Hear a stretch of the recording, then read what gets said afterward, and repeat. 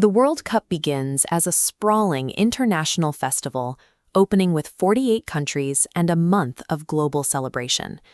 In this initial phase, the group stage format provides a wide margin for error. A single loss doesn't mean elimination, offering teams second chances to adjust their tactics and allowing underdog narratives the space to develop. That leniency ends here. The tournament has undergone a brutal cut, stripping the field down to a final, concentrated bracket. The inclusive energy of the opening weeks masks the reality of the knockout phase. Now that the bracket has narrowed, the tournament reveals its true, unforgiving nature. France, Morocco, Spain, Belgium, Norway, England, Argentina, Switzerland.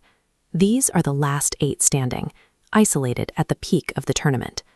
At this level, the margin for error has effectively vanished.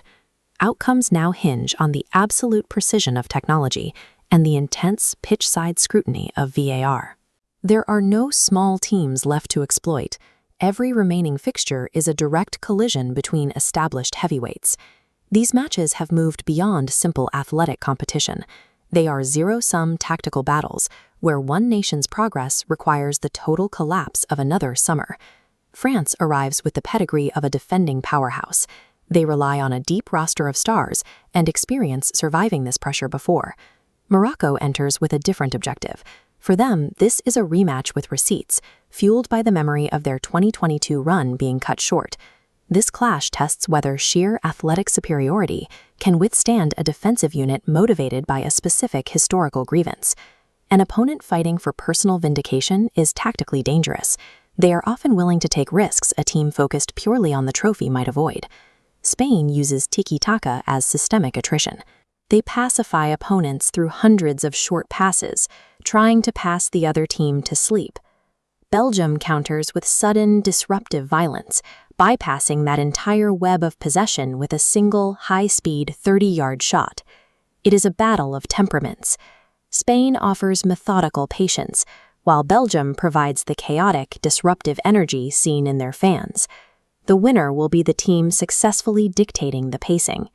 The match will prove whether rigid control or opportunistic chaos is the superior modern tactic. Norway arrives unburdened by history. Their strategy is straightforward: deploy a singular force of nature and let him exploit any gap in the opposition. England, conversely, carries the weight of 60 years of trauma. Every pass is executed under the suffocating pressure of a nation demanding a trophy. Tactically, it is difficult to maintain a cohesive defense when the cost of a single mistake is magnified by decades of national expectation.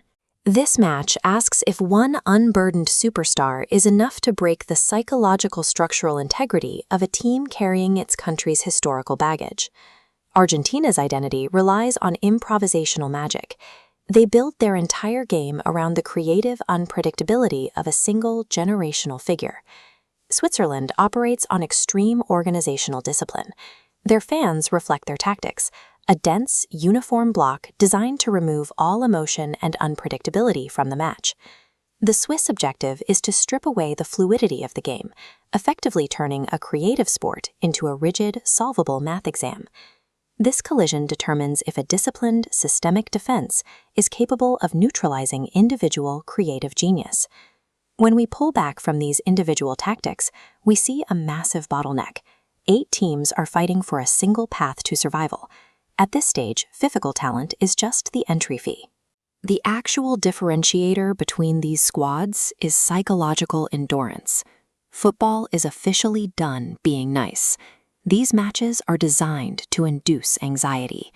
The quarterfinals are here, and millions of fans are about to lose sleep.